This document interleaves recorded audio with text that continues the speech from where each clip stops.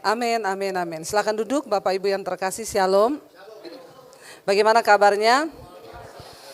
Luar biasa, walaupun ada masalah tetap. Ya, hari ini tema firman Tuhan adalah berkat di balik pergumulan. Siapa yang lagi ada pergumulan? Ya, ada yang tidak ada pergumulan? Saya doakan supaya ada pergumulan ya. Ada berkat di balik setiap pergumulan. Saudara, ya saya itu merenung-renung saudara begini ya. Kenapa ada orang-orang yang hidupnya itu tercatat di Alkitab? Dari zaman perjanjian lama kita membaca, ya sebut saja ya Abraham, kita sebut orang-orang yang luar biasa itu namanya tercatat di dalam Alkitab. Ya kita lihat raja-raja, kita lihat Yusuf, kita lihat Daud ya. Bahkan di perjanjian baru ada Paulus yang menulis ya paling banyak surat dari perjanjian baru. Saya mencoba merenung gitu ya. Kalau diaplikasikan dalam kehidupan sekarang ini, kita ini ya pantas enggak nama kita ada di dalam cerita tentang kehidupan di matanya Tuhan loh. Di matanya Tuhan. Saya merenungkan kenapa ya mereka itu tercatat. Ternyata yang tercatat di dalam Alkitab itu adalah orang-orang yang mengalami pergumulan yang hebat. Mengalami pergumulan yang berat, yang besar. Ya, makanya bersyukur kalau pergumulanmu berat dan besar, puji Tuhan namamu pasti tercatat di dalam kitab kehidupan. Ya. Jadi jangan mau menjadi orang Kristen yang gampangan, yang murahan. Semakin berat pergumulan kita, semakin banyak ya persoalan kita, tapi saya tidak bicara tentang orang yang bodoh ya, yang mengalami pergumulan karena kebodohannya sendiri itu juga banyak. Ya, dia mengalami pergumulan karena dulu ketika diberkati tidak bisa mengelola keuangan.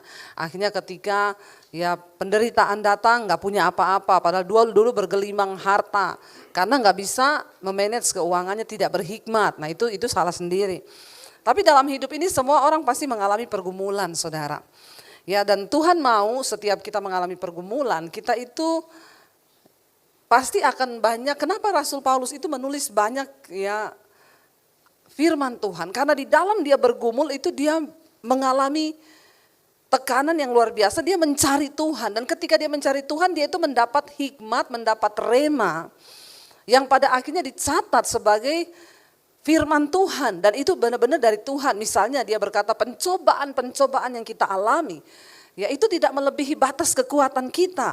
Sebab Tuhan itu setia dan adil. Kenapa Rasul Paulus bisa menulis begitu? Saya yakin lahir dari sebuah pergumulan yang luar biasa. Lalu Tuhan menyatakan kalimat itu di dalam hatinya lalu ditulis, saudara.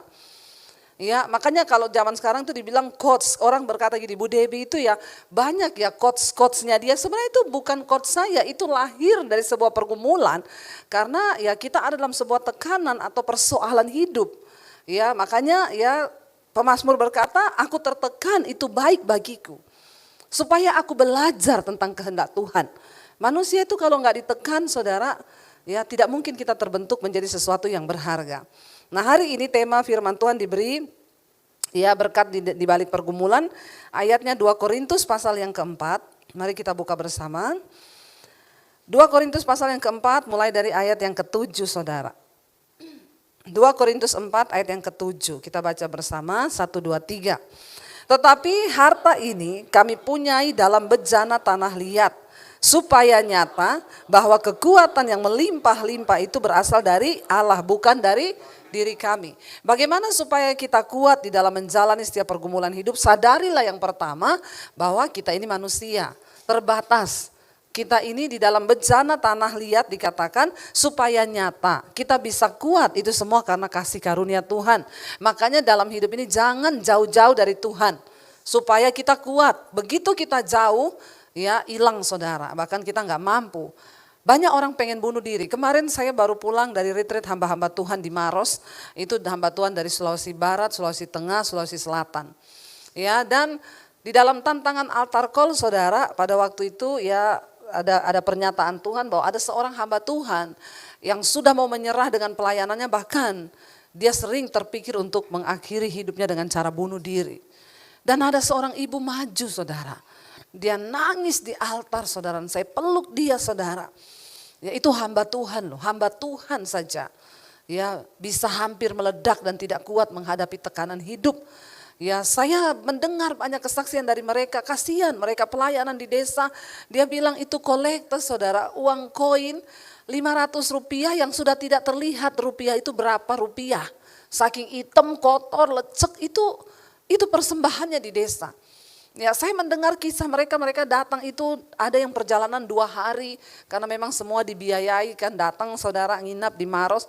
Mendengar kisah perjalanan mereka di mana mereka itu hanya beberapa jiwa yang mereka gembalakan, ya bertahan hidup aja susah, ya dan makanya ketika ditantang ada yang hampir bunuh diri, ya maju seorang ibu saudara, dia menangis, dia menjerit di altar. Ya kita manusia ini terbatas. Rasul Paulus bilang, harta ini kami punyai dalam bejana tanah liat. Bayangkan harta itu bicara tentang kemuliaan. Harta itu bicara tentang kekuatan, tentang sesuatu yang wow. Tapi dipunyai dalam bejana tanah liat. Artinya mudah rapuh, mudah terkoyak. Supaya apa dia bilang? Supaya nyata bahwa kekuatan yang melimpah-limpah itu berasal dari Allah dan bukan dari diri kami. Kenapa kita harus dekat dengan Tuhan? Bukan supaya kita gak banyak masalah di hidup ini. Kenapa kita harus dekat dengan Tuhan? Bukan supaya kita nggak mengalami hal yang buruk. Karena ini adalah dunia. Kita mau atau tidak, kita pasti satu saat akan diizinkan mengalami yang tidak enak. Mengalami pergumulan. Nah kenapa kita harus dekat dengan Tuhan? Supaya kita kuat menghadapi pergumulan hidup. Karena di luar Tuhan, kamu tidak bisa berbuat apa-apa. Tapi di dalam Tuhan ada kekuatan. Ayat yang ke-8 dia katakan di sana, dalam segala hal kami ditindas namun tidak terjepit. Kami habis akal namun tidak putus asa. Kami dianiaya namun apa? Tidak ditinggalkan sendirian. Kami dihempaskan namun tidak binasa. Rasul Paulus mengalami banyak tekanan di dalam pelayanannya saudara. Ya tetapi dia berkata dalam segala hal kami ditindas namun tidak terjepit. Kami habis akal namun tidak putus asa. Kami dianiaya namun tidak ditinggalkan sendirian. Kami dihempaskan namun tidak binasa. Saya membaca ini saya itu malu saudara. Rasul Paulus berkali-kali dipenjara karena nama Yesus. Harusnya ketika orang dipenjara dia disesah, dia disiksa dalam penjara. Harusnya dia bisa dong berkata, di mana engkau Tuhan? Aku melayani engkau loh. Tapi kenapa engkau tidak menyatakan dirimu? Saudara, tapi dia berkata, ya di sini dia bilang, aku dianiaya namun tidak ditinggalkan sendirian. Wow, itu dahsyat banget. Dia sudah dianiaya, dia masih merasa bahwa Tuhan beserta dengan dia loh. Itu sih luar biasa saudara ya. Dan saya membaca ini betapa malunya kita menjadi orang Kristen sekarang kan. Cuma masalah-masalah ringan kita udah protes sama Tuhan. Masalah-masalah yang tidak berat tapi kita udah marah. Rasul Paulus bilang aku dipenjara, dianiaya namun tidak ditinggalkan sendirian. Kami dihempaskan namun tidak binasa. Ayat yang ke-10. Kami senantiasa membawa apa? Membawa kematian Yesus di dalam tubuh kami. Supaya kehidupan Yesus juga menjadi nyata di dalam tubuh kami. Bagaimana supaya kehidupan Kristus nyata dalam hidup kita? Ya kita harus senantiasa membawa kematian Kristus. Apa artinya kematian Kristus? Penyaliban. Tidak enak waktu daging kita disalib. Orang fitnah kita, tapi kita tidak boleh balas. Ya, orang berbuat jahat pada kita, sekalipun kita bisa membalas, tapi Tuhan bilang kamu tidak boleh balas. Kamu dalam pergumulan yang berat, ya. Kamu tidak bisa melakukan hal-hal dunia lagi. Kamu harus tetap ya berdiam diri dulu di kaki Tuhan. Itu namanya membawa kematian Kristus dalam tubuh kita. Kita benar tapi diperlakukan tidak benar. Ya, kita ada dalam pergumulan yang berat tapi harus tetap mengucap syukur. Itu namanya menyalibkan daging. Supaya kemuliaan Kristus itu juga nyata dalam tubuh kita. Ayat yang ke-11. Sebab kami yang masih hidup ini terus menerus diserahkan kepada maut karena Yesus. Supaya juga hidup Yesus menjadi nyata dalam tubuh kami yang fana ini. Selama kita masih hidup tidak mungkin tidak ada pergumulan.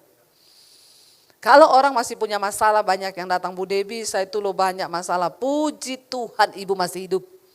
Amin. Karena kalau sudah mati baru tidak ada masalah. Hidup ini adalah rangkaian dari masalah. Ada orang kekayaannya oke, dia nggak kekurangan. Tapi anaknya, ya anaknya menjadi salib bagi dia. Ada orang pelayanannya luar biasa, ya, tetapi istrinya menjadi salib bagi dia, keluarganya. Ada orang pelayanannya oke, tapi keadaan keuangannya pas-pasan. Nah, kita akan diizinkan mengalami banyak pergumulan dalam hidup ini. Tapi yang namanya dia Rasul Paulus bilang, sebab kami yang masih hidup ini, selama kita masih hidup, ya maka masalah itu pasti ada. Kita terus menerus diserahkan, Rasul Paulus bilang.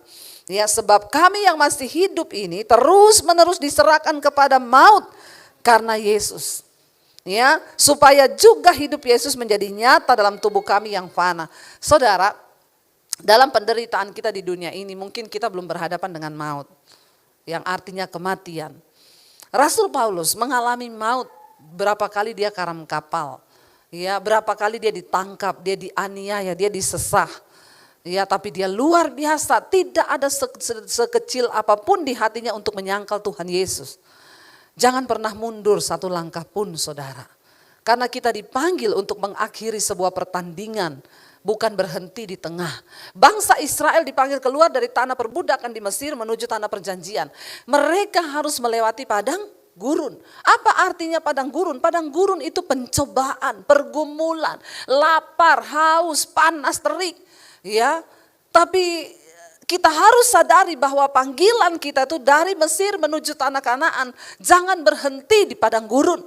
Banyak orang Israel berhenti di padang gurun, mereka berbuat dosa, mereka berteriak, mereka menghujat Tuhan, menghujat Musa. Apa yang terjadi? Mereka jadi bangkai di padang gurun, saudara. Jangan berhenti, sekalipun engkau berkata, Tuhan aku udah gak sanggup untuk berjalan. Kalau engkau sudah tidak sanggup berjalan, merayap saudara. Tapi tetaplah berjalan. Jangan pernah mundur dalam pergumulan hidup. Seberat apapun pergumulan hidup kita, berjalan. Tetaplah mengiring Tuhan dan jangan pernah menyerah. Saya percaya kita semua belum sampai di akhir hidup yang berkata seperti Rasul Paulus, kita setiap hari terus menerus, berarti gak pernah ada stopnya. Kita mengerti karena pada waktu itu dia memberitakan Injil di tengah keadaan yang sulit. Dia ditentang, mau dibunuh. Ya, dan dia tetap berkata, saudara, aku membawa kematian Kristus. Artinya apa? Dia sudah siap mati. Dia siap mati demi nama Yesus.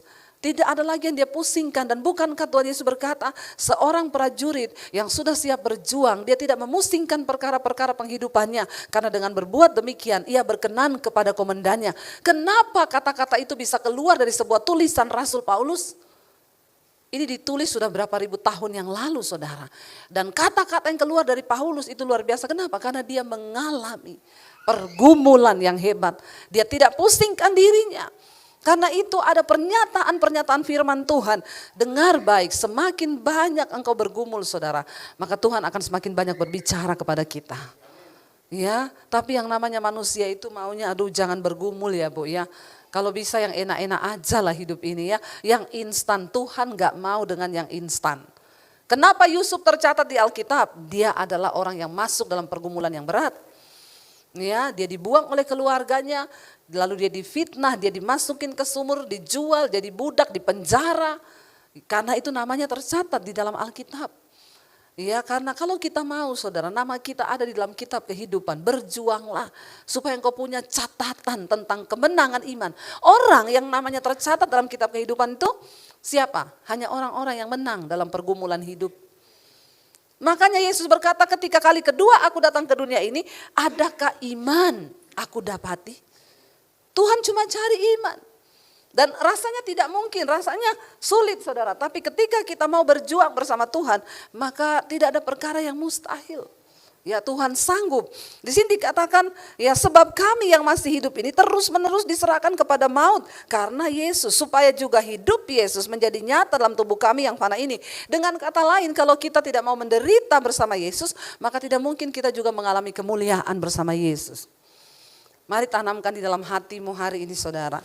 Hanya orang-orang yang mau berjuang, hanya orang-orang yang mau menang sampai pada garis akhir. Mereka adalah ya orang-orang yang namanya akan tercatat dalam kitab kehidupan. Bukankah itu goal dari hidup kita? Kalau namamu tidak tercatat dalam kitab kehidupan, maaf engkau tidak layak berada di sorga yang mulia. Enggak peduli mau engkau Kristen, mau engkau pelayan Tuhan. Mari kita mulai hari ini berkata Tuhan aku mau bikin catatan hidup. bersama dengan Tuhan. Supaya aku keluar sebagai pemenang Tuhan. Aku mau bikin catatan hidup dengan Tuhan.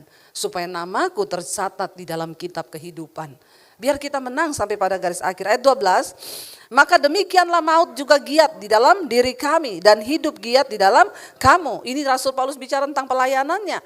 Ya, dia sekalipun maut giat dalam dia, mau coba berusaha dibunuh tapi tidak apa-apa. Demi untuk jemaat itu mendapat kehidupan di dalam Kristus. Ayat 13, namun karena kami memiliki roh iman yang sama, seperti ada tertulis apa? Aku percaya sebab itu aku berkata-kata. Maka kami juga percaya dan sebab itu kami juga berkata-kata. Saudara, engkau tidak akan mungkin bisa menceritakan tentang kebaikan Tuhan kalau engkau tidak pernah mengalami Tuhan. Engkau tidak akan pernah bisa menceritakan kemuliaan Tuhan kalau engkau tidak pernah mengalami pergumulan bersama dengan Tuhan. Ya, kita percaya. Saudara, di sini dikatakan bahwa ketika kita mengaku percaya, maka kita bisa berkata-kata, maka kami juga percaya sebab itu kami juga berkata-kata. Ayat 14, karena kami tahu apa? Bahwa Ia yang telah membangkitkan Tuhan Yesus akan membangkitkan kami juga bersama-sama dengan Yesus. Dan Ia akan menghadapkan kami bersama-sama dengan kamu kepada dirinya. Ya. Ayat yang ke-15, sebab semuanya itu terjadi oleh apa? Karena kamu, supaya kasih karunia yang semakin besar berhubung dengan semakin banyaknya orang yang menjadi percaya, menyebabkan semakin melimpahnya ucapan syukur bagi kemuliaan Allah. Kasih karunia itu akhirnya semakin besar lewat pelayanan Rasul Paulus bagi orang-orang yang kemudian menjadi percaya. Ingat saudara, kasih karunia itu diberi. Jangan hidup dengan prinsip hyper grace. Banyak orang berkata dosa itu tidak ada. Kita ini sudah diselamatkan. Jadi kita mau berdosa tidak apa-apa. Tetap kita selamat. Ini sangat menyesatkan. Pertama kali kita diterima oleh Tuhan Yesus, memang kita tidak diperhitungkan dosa kita. Sebab kamu diselamatkan bukan karena perbuatan baikmu, tetapi oleh karena kasih karunia. Ketika saya pertama kali diselamatkan Tuhan, saya tidak baik. Hidup saya hancur, saya ini sampah, bahkan saya ingin bunuh diri mengakhiri hidup saya. Tapi disitulah Tuhan menyelamatkan saya, Dia pilih saya bukan karena saya baik, justru saya brengsek Tuhan pilih saya. Tapi ketika saya sudah diselamatkan, saya diberi kasih karunia keselamatan itu, ini harus kita jaga ini kasih karunia ini. Jangan sampai engkau buang dengan engkau kembali lagi ke dalam dosa. Alkitab berkata seperti babi yang kembali kepada kubangannya. Demikian orang yang sudah pernah mengecap kebaikan tapi dengan sengaja dia berbuat dosa lagi, maka tidak ada lagi darah untuk menghapus dosa itu. Hati-hati saudara. Kita buat dosa wajar, setiap hari pun kita masih buat dosa, tapi bukan dosa yang disengaja. Ada orang-orang sengaja berbuat dosa, hidup dalam dosa, dalam kenajisan. Ya, perselingkuhan, kenajisan, homoseksual, lesbian, kepahitan. Mereka sengaja padahal mereka tahu Tuhan gak suka itu. Tapi mereka bilang, kita sudah selamat, ada kasih karunia. Di sini dikatakan, ya supaya kasih karunia itu menjadi semakin besar, artinya apa? Semakin banyak orang yang diselamatkan. Tetapi ketika kita diselamatkan, jaga keselamatan itu. Sebab iman tanpa perbuatan adalah mati. Ayat 16 berkata begini saudara, kalau kita lihat judul perikopnya di sana di dalam Alkitab ada, jangan tawar hati juga ketika kita menghadapi maut. Ayat 16 bilang begini, sebab itu kami tidak tawar hati. Tetapi meskipun manusia lahiriah kami semakin merosot, namun manusia batiniah kami dibaharui sehari ke sehari. Saudara, kita ini mau perawatan seperti apapun, mau menjaga diri seperti apapun, mau olahraga seperti apapun, namanya manusia lahiriah pasti akan merosot. Ya, tapi bukan berarti kita nggak usah olahraga, nggak usah jaga badan, harus kita jaga aja itu tetap merosot, apalagi tidak dijaga. Dikatakan di sini manusia lahiriah ini terbatas, ya terbatas. Mau kita jaga seperti apa? Ya ibu-ibu mau ditarik kanan, tarik kiri, tarik depan, tarik belakang. Ya kalau waktunya kendor pasti kendor. Ya. Tetapi Alkitab berkata ada kabar baiknya, manusia batinia bisa diperbaharui. Bisa. Ya, itu yang namanya ya inner beauty, dari dalam dia keluar. Jangan engkau hanya mempercantik manusia luarmu, tapi dalammu tidak, ya tetap kayak nenek sihir. Ya Pak ya. Saya banyak lihat loh orang-orang yang sibuk terus dengan mengurusi kecantikannya, ya pergi suntik kanan, suntik kiri. Kalau hatimu busuk, tetap mukamu jahat. Ya enggak saudara? Ya. Tapi kalau kita ini dari dalam diperbaiki, buang semua kepahitan, buang amarah, buang dosa, bersukacita, mengucap syukur. Ada orang-orang yang gak perawatan begitu rupa, tapi ketemu orang, udah umur tua ya oma, umur berapa? 76 masih cantik ya. Iya enggak? Iya. Memang manusia lahiriah ini akan terus merosot, tapi kabar baiknya manusia batiniah ini bisa diperbaharui dari sehari ke sehari. Ingat saudara, manusia lahiriah ini kita gak bawa menghadap Tuhan. Kalau mati, manusia daging kita ini kembali menjadi tanah. Tapi manusia roh batiniah kita itulah yang akan menghadap Bapa di sorga. Nah hari ini banyak orang cuma sibuk ngurusi penampilan lahiriah. Tapi dia lupa memperbaiki manusia batiniahnya. Manusia batiniah itu diperbarui, diperkuat lewat apa? Lewat persoalan, penderitaan, roh kita tuh menjadi semakin kuat. Ya, karena itu dikatakan di sini, ya manusia batiniah kita itu dibaharui. Jadi sekalipun manusia lahiriah kita merosot, menjadi keriput, enggak apa-apa. Yang penting manusia batiniahnya diperbaiki. Kalau manusia batiniah itu cantik, itu terpancar sampai keluar. Tapi ada orang-orang masih muda sudah kelihatan keriput semua. Ya kenapa? Karena di sininya ini jelek, tidak diperbaiki. Ya sesuatu yang benar itu dari dalam mengalir keluar. Jangan cuma kau poles di luar. Ya jangan cuma olahraga, terus olahraga baik. Tapi itu tidak menjamin, karena yang namanya mati bisa datang kapan saja. Ya ada orang-orang nge-gym mati loh saudara. Bukan soal manusia lahiriahmu, tapi manusia batiniahmu. Jangan kau pikir setelah engkau rajin olahraga, terus engkau rajin minum vitamin, engkau rajin general check up setiap bulan, terus engkau umur panjang atau tidak. Umur manusia mati hidup kita di tangan Tuhan. Mau kau olahraga kayak apa juga, yang pernah saya cerita anak muda nge-gym tiap hari. Kalau makan selalu ditimbang kalorinya berapa, lemaknya berapa. Nanti mau tidur malam dia naik di atas timbangan. Kalau kelebihan 2 ons dia olahraga dulu sebelum tidur. Ya, dia enggak mau kelebihan. Sangat benar-benar luar biasa. Masih muda umur 38. Pergi ke China mau lihat prospek bisnis. Pulang jenazah. Kenapa? Ditabrak mobil. Hidup ini enggak ada yang tahu. Makanya jangan engkau sombong berpikir karena engkau gym, olahraga terus umurmu panjang. Saya itu suka ketawa lihat orang-orang itu yang menggantikan Tuhan di dalam hidupnya. Dia olahraga tapi dia dosa terus, gak pernah menghormati Tuhan. Dia general check up saudara. Kemarin saya tuh ketemu sama teman, dia bilang, Bu Dewi saya mau tanya sama ibu nih. Waktu itu di gereja kami Bu, ada seorang ya worship leader, dia datang hari Minggu tuh seneng banget. Ketawa-ketawa sampai bapak itu nanya, kamu seneng banget kenapa? Iya dong seneng, kemarin hasil general check up saya keluar. Gula darah bagus, tekanan darah bagus, jantung bagus, semua bagus. Jadi saya seneng, ternyata gak ada penyakit apa-apa. Oh iya, habis itu dia mimpin pujian. Dia bilang gini, saudara ada yang mau kesaksian gak? Kalau ada yang mau bersaksi silakan maju ya. Ya ditunggu gak ada yang kesaksian, lalu dia bilang, oh kalau gak ada ya udah kita angkat satu pujian. Silakan musik. Dia baru mau angkat lagu jatuh di mimbar. Meninggal hari itu.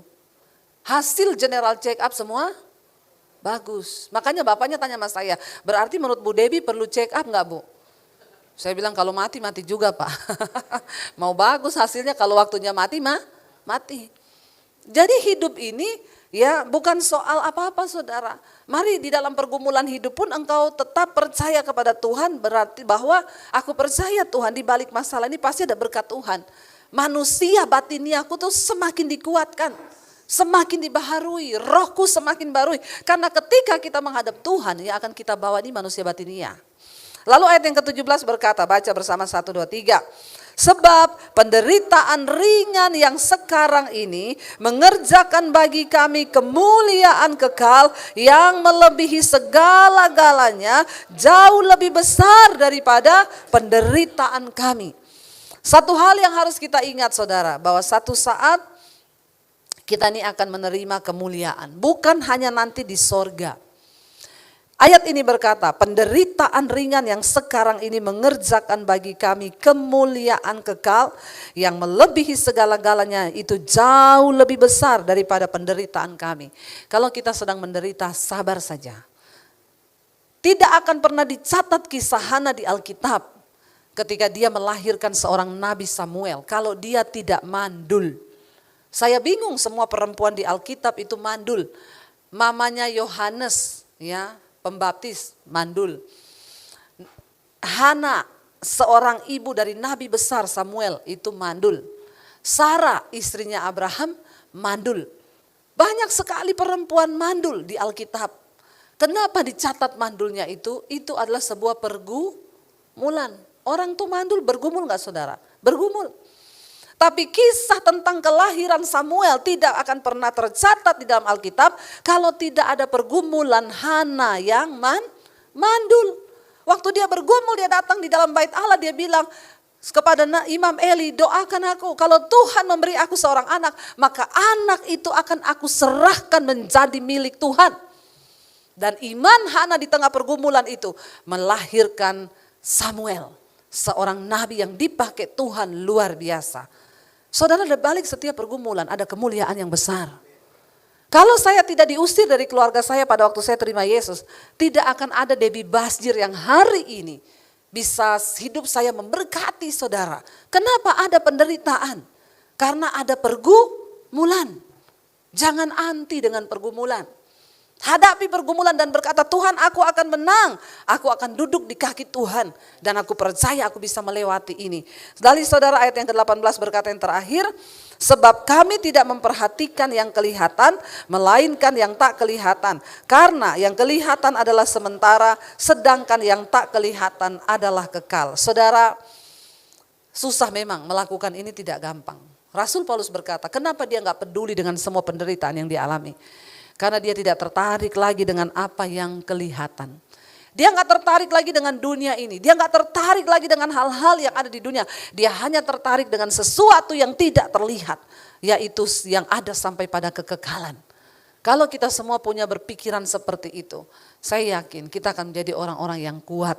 Orang-orang yang bakal bertahan sampai di garis akhir. Ingat, saya undang para imam musik maju ke depan. Ingat saudara, semua orang yang tercatat di dalam Alkitab, nama-nama mereka adalah orang-orang yang mengalami pergumulan yang hebat. Kalau saudara namanya mau tercatat dalam kitab kehidupan, hadapi pergumulanmu. Bergumul dengan Tuhan dan hasilkan sesuatu yang menjadi berkat atas hidupmu. Tuhan itu tidak pernah tutup mata. Dia selalu melihat dan dia yang lebih tahu apa yang terbaik bagi hidup kita. Kita naikkan pujian ini, kau lebih tahu yang terbaik bagi kami Tuhan.